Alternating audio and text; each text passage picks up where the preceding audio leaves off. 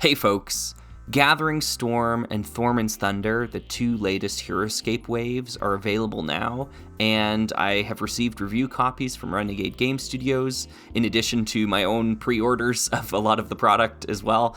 So I wanted to do a quick kind of overview, mini review of everything here, all of it. If you've watched my channel before, then you know that scripts and photography are kind of my bread and butter. So I'm just going to go off the cuff here a little bit because, you know, the timeliness of it is important. Writing scripts takes a lot of time. Doing a ton of photography takes a lot of time. And I feel like, you know, I've got things I can add here that don't need to be fleshed out as fully as that. If that's not your thing, no worries. We'll see you in the next one. We'll be talking about the Rannoch Vipers and the Elites of Ular. But for the rest of you, let's stick around and chat. So the first question you might have if you've been keeping up with the releases is, where's the G.I. Joe? Why not any G.I. Joe stuff, Slugger? And the reason why is because I actually asked my Renegade representative not to send me the G.I. Joe stuff. I don't want to promote other licensed IPs, kind of worming their way into Heroscape on my channel if I can help it. I like Heroscape for its original content. I like the Heroscape adaptations of things, and I'm just not passionate about talking about other licenses. So yeah, you probably won't see me talk about G.I. Joe in any major capacity here, or any other licensed theme that could be a future potential product. So I'm going to proceed with the perspective that G.I. Joe doesn't exist. It's just, you know, it's something that's there, but I'm not going to take that into consideration when I talk about these figures. So anyways, let's talk about Gathering Storm and Thormun's Thunder. Both of these waves released within a month of each other, so they kind of feel like part one and part two of the same thing. I think it's fine to just kind of lump them together here. I've got a short list of the good and the bad kind of talking points I want to bring up here, but I also want to dust off the slugometer and rank each of the figure sets as we go, so let's dive into it. Firstly, I'm happy to report that the cardstock issue that I talked about in my Embers of War initial impressions video has been rectified. These cards are back to being the thick, really high quality cardstock that we've had since the start. And that's awesome. It's a little thing, but I think it really matters. Another small but impactful decision is the change to the figure bases, going from a softer kind of plastic to ABS for each of the figure bases. This material is more in line with what we saw with Classicscape's original run, and it's really nice to see it here because it means there's going to be no more base warping that was kind of a rampant issue in some of the earlier Age of Annihilation products. I was fortunate because I didn't really encounter that issue all that much, but I definitely heard from folks that said that they had to take like a hairdryer to their figure bases to try to like smooth them out. So yeah, I'm happy to say you won't have to do that anymore. In a roundabout way, this also kind of fixes one of the other issues I had with Age of Annihilation, which was the inconsistent base sizes on figures. Because it seems like now they're just going to standardize most of it so that all those ABS plastic bases are roughly the same size, and that's great. I really prefer that. There are a lot more positives about this wave here, but let's talk about some of the negatives right now. And the biggest one, right up front, the scaling and the sculpts. This was already something that was a bit of an issue, I think, with the Embers of War wave, especially with the Gallery Vanguards. But with these two waves, wow, it has become a major problem. It ranges from perfectly scaled figures like the Rannoch Vipers to figures like the Revenants that are horribly out of scale with original Classicscape, to figures like the Chain Gruts that are horribly out of scale with each other. It's really an issue. And because of this issue, it kind of makes the price tag on these sets tough to stomach. So, yeah, you got to take that into consideration as well. Just because Renegade sent me a lot of review copies here doesn't mean everything you're seeing pictured was sent to me for free, right? I've spent, I think, close to $1,000 Canadian on releases from these two waves. And yeah, that's a lot of money, right? So, you want to make sure that what you're getting is worth the price you're paying. And every individual's got to make that decision for themselves. I can't tell you as an arbiter of monetary value that this is worth the money or this is not worth the money. You've got to make those decisions. But this product is expensive, and I think with that expense comes the expectation of quality. And to that end, I think there are some figures in Renegade's product line, especially recently, that just shouldn't have been made the way they were, like shouldn't have been sent to production. The gallery are ones that come to mind, the chain gruts, and we'll talk about those. The revenants, yeah, like they're just like fundamental core scaling issues here that could and should have been addressed before the product was released. So before we get into talking about each of the individual army cards and their figures, I got to talk about this Tome of Annihilation book, because it is flipping fantastic. I never knew I wanted something like this for Heroscape until I finally had it in my hands. And now I can't wait until they do another one, because like this is just so cool. Like I talked about earlier how much I love like Heroscape's original IP, like its original content. And this book is just like a love letter to that. It's so nice. I was really surprised by the high quality of the printing on it, like the page quality. It's even got a little bookmark, like a little ribbon bookmark in it. It's so cool, and it's really nice to have all of the monthly scenarios, those free online scenarios, printed in the book as well too, and you can kind of follow the story a little easier that way. I played a lot of those monthly scenarios with my friends, and some of them are really good. I can't recommend this book enough. I think it's a great price and it's a great product. So let's bust out the Slugometer and get to work here.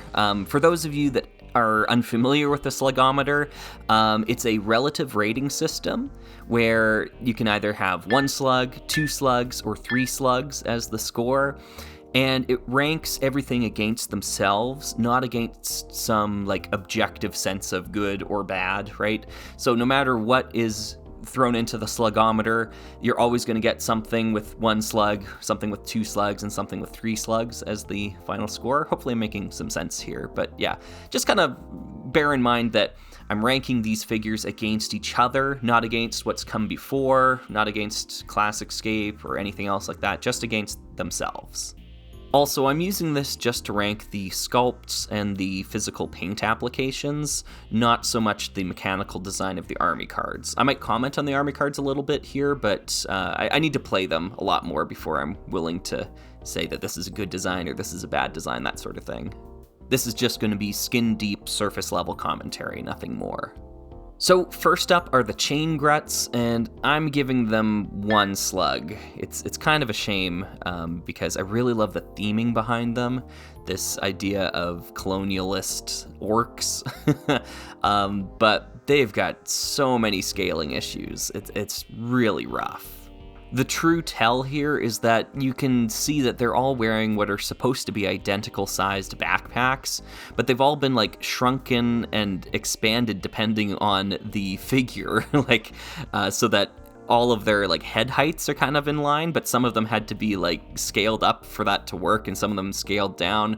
It's a real mess. You just have like size discrepancies are fine amongst like fantasy characters. Like, I find it believable that like an orc could be, perhaps twice as tall as the orc standing next to him. But like I said, the real sign that something is amiss here is in the equipment they're wearing. I just don't believe that it was originally intended for some of these backpacks to be twice the size of the person standing next to them when they're designed the exact same way between them. Adding to this low score are the poses they chose. There's the obvious terrible one, but the other ones aren't that great either. They're just kind of like walking around, holding their axes. I like combat poses. Like, why not do something like we saw with like the orcs of yesteryear? Like those were great sculpts. Love the blade gruts, So while I like the theming here, I just think the models really let it down, unfortunately. Now, that being said, that didn't stop me from buying more of them, so... when they're table distance away, like when you have them on the table and you're not looking at them up close, you hardly notice the problems with them. And the colors they chose are really complementary, I think. Like, they look really nice.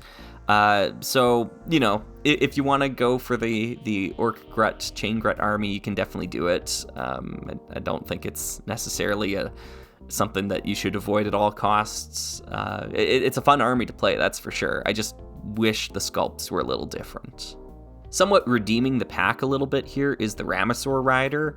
I'm giving this one 2 slugs. I quite like it. The one problem I have, though, is the sword itself is actually really thin. It's made of really thin plastic and really flexible plastic. I kind of wish it was a little bit more firm and maybe a little bit more fleshed out there. I know some folks are saying that they don't like the Ramasaur on a double base, they'd like it on a single base. I like the double base personally, I've got no issue with that. So yeah, Ramasaur's cool, I like it. Next up, we have the Elites of Alar and the Rannoch Vipers. Let's start with the Elites. I'm giving them 2 slugs as well. They've got a few issues in terms of scaling with each other. There's one of the figures that's just like shorter than the other 2, like quite a bit shorter. It kind of reminds me of the Dreadnoughts. They kind of have that problem too, although they're different species, so it doesn't matter as much. But here, yeah, they're all supposed to be Kiri. They're all supposed to be roughly the same height, I would imagine, right? So it just feels like one of them was kind of shrunken down a little bit too much. Now, I don't have a problem with them compared to other Kiri, like Kiri we've seen before in Classicscape. I know when you compare them to like Protectors of Alar or, you know, Sentinels or something like that, they look tiny, but they are women as well too. And the women we've seen in the Kiri race, I suppose, previously are roughly the same height. Like if you take one of these and hold it up to Raylan, they're basically the same size. So I think they kind of nailed the scaling in that part. The one thing that I really, really like about the Elites, though, is the size of the wings. They finally found a way to like scale those things down so they're not as obnoxious. Like the Protectors of Alar, like as a counterexample, are just like some of the worst figures. I just hate having to store those and mess around with them. Like the Gallery, they got those awful fins on the back of them. It's just such a pain. But now they've got like these much smaller wings for the Elites, and it's great. I just love it. I didn't know I wanted that until I had it, I think, is where I'm at. Because not only does it make the squad figures like more manageable, but it allows you to see the heroes much easier from a distance. Like the heroes like Mialki and Ziamara, they really stand out against the Elites, and that's a good thing, I think. The Elites and Mialki do kind of make Ziamara look like she's scaled way too big, though, so there is some scaling issues within that army itself. I guess I never realized that Ziamara is too big, but yeah, she too big. As for paint applications, I think the Elites of Alar are fine, you know, like they look okay. Kind of drab, honestly. I would have preferred some brighter colors be chosen here. And I don't like the eyes being painted. Sometimes it works. I liked it on the Great Bow Archers, but no, I'm not vibing with it here. Now the Rannoch Vipers, though, yeah, they're getting 3 slugs here. I think the sculpts are really strong. They look great. They feel great in your hand. They're just really heavy, you know. And I like the paint application as well. And I know I said I wasn't talking about army card designs, but this is one of my favorite army card designs of any of the contemporary Heroscape. It's probably the most mechanically interesting army card in the Viper army, if you ask me. So yeah, big fan of the Rannoch Vipers, and they're the main reason to buy this set, I think.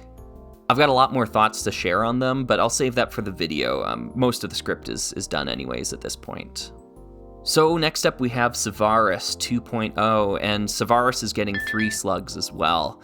It's really remarkable when you hold this figure up to its original Rise of the Valkyrie counterpart, how far we've come in terms of molding and painting. Like it's such a glow up. He looks so good here. He'll be getting his own video as well, too, because I've got a lot of thoughts to share about this figure and its existence within Heroscape. So that'll probably come after the Rannoch Vipers and Elites video, I would assume, yeah. Agent Carr 2.0 is the next one I have on my list here. I'm giving him 2 slugs, and I quite like the figure and the sculpt and everything, but I feel like a lot of the essence of Duned wasn't captured here. Duned is like dry and scaly and like disgusting looking, and I think the Duned they molded here is just a little too, soft looking, like almost looks like he'd have like a soft fur to him. So I just feel like some of that personality was lost in translation. Carr looks great here, though he is a little tall compared to his Rise of Valkyrie counterpart, which was, to be fair, probably a little too short. So the happy medium is probably somewhere in between. So yeah, 2 slugs, I think that's fair. So then we get to the Revenants of Revna and the Nuclevi set. We'll start with the Revenants here. Yeah, these are in my opinion, these are the worst figures Renegade has produced. 1 slug, easily. Almost a category in their own, I think. First off, the scaling between them and their original Classicscape counterparts is, like, abysmal. It's laughable, I think. These are just really bad sculpts. I'm sorry, I don't know who sculpted them, but no, I'm not impressed with the work here. Sorry about that. On top of that, though, I think the paint scheme choices were just bad decisions. They look too similar to their original counterparts. In the colors, I think, not in the sculpts, obviously, but in the colors. And they're supposed to be undead, but I don't really get the undead vibe from most of them. It's a lot of strange, poor decisions, I think. And to top it all off, the Sentinel of Jandar figure of the set has just an atrocious base. The whole thing is covered in like fake rocks. He's the only one of the 3 that has it, and for seemingly no reason. Like it just looks so bad. And I can imagine it's there to make more contact with the foot so that the figure can attach to the base more evenly. But if that's a problem, I think the problem is with the sculpt and the direction taken there. So I think the direction needed to be shifted earlier on. Like making fake rocks on the bottom of these bases is not the solution. I really need Renegade to stop doing this. It's gonna drive me up the wall here, I think, if they pursue this any further. So yeah, cut it out, get rid of that stuff. So the Revenants come packaged with the Nuclevi, and I've got the Nuclevi at 1 slug as well too. It looked a lot better in the artwork, I think, but holding the physical product here, it's so flat. Like the painting is so flat and bland, and the sculpt itself is very strange. Like some of it is like cartoony and some of it is horrifying. It's just a really weird mashup that I don't think works like at all. So yeah, 1 slug for the Nuclevi, 1 slug for the Revenants. This is, I think, the first set that Renegade has produced that I think is so bad that I won't buy it. I won't buy any more of these. I'm just going to proxy Minions, Sentinels, and Einar Imperium if I want to play the Revenants. And I kind of do want to play the Revenants. I think mechanically they're a really interesting squad. I just wish the figures were a lot better than they are. So it's a shame. So let's try to course correct here. Let's talk about the Skordire Soldiers set. And we'll start with the Skordire Infantry here. I'm giving them 2 slugs. Now, it was borderline 3, but there's a couple of points that kind of knock them down. Firstly, again, stupid fake rock on the base. I hate that crap. Like, just get rid of it. Stop it. If the sculpt requires, a bigger contact point like that, then you need to modify the sculpt. You have to change the sculpt. There's like, uniformity to Heroscape figures. They don't have these things on them. Like, the only time that ever happened was in D&D, because those weren't Heroscape figures. So these are original figures from the ground up, designed to be in the game of Heroscape. We need to do better. Get rid of these fake rocks. The second point that I think kind of holds them down here a little bit is the paint application. There's supposed to be some orange on their chest plates, as we see in the art and the box cover and everything like that. And that just didn't come through in the final product. It's kind of more like a dark brown, kind of the look of it there. So yeah, I don't know what happened with that. It almost looks like they are molded in like the translucent plastic that we see, like the bug thing, the bursting soldier molded in. I think that might be what happened here, and they just left that section unpainted so that the orange would kind of show through, but it doesn't really show through. It's very subtle if it's there at all. So I could understand folks wanting to retouch that and add some extra paint applications to it. It is kind of a neat effect, though. It's just different than kind of what was advertised, I suppose. Personally, I don't mind it that much, but I do mind that the figure looks quite a bit different than what was pictured on the box. Otherwise, things look really good here. The one holding the longsword, unfortunately, the longsword's really thin and flimsy and bends quite easily, so that's too bad. But everything else looks really great, like the greens and the purples and the golds. Yeah, they look like a really solid army. They come packaged with 3 common heroes, and I'm giving all 3 of the common heroes 3 slugs. They look incredible. Each one of these bugs, the Lurking Hive Soldier, the Spitting Hive Soldier, and the Bursting Hive Soldier, just A+. Some of the best figures in this wave, I think. The Lurking Hive Soldier, especially, having these gold blades, that's such an inspired choice. Gold and purple. Gold, purple, black. It always works. It just always works. Okay, then we've got the Necrotech Reavers and the Geistfire, Ghastblade, Ghoul Grip. All of them, they're basically the same mold. Just lump them all together. I'm giving them all 2 slugs. The molds themselves look pretty cool. The paint applications are really good. They definitely look like undead, zombified Ice and X. They've got that going for them. They are a little tall for medium 5, and I've got a bit of a problem with that. But I think the big thing here is I'm just not a fan of the changing the arms out gimmick, the friction fit thing. I thought I might like it more in person. I don't. So because that's such a central core gimmick to them, the best I can do is 2 slugs, I think.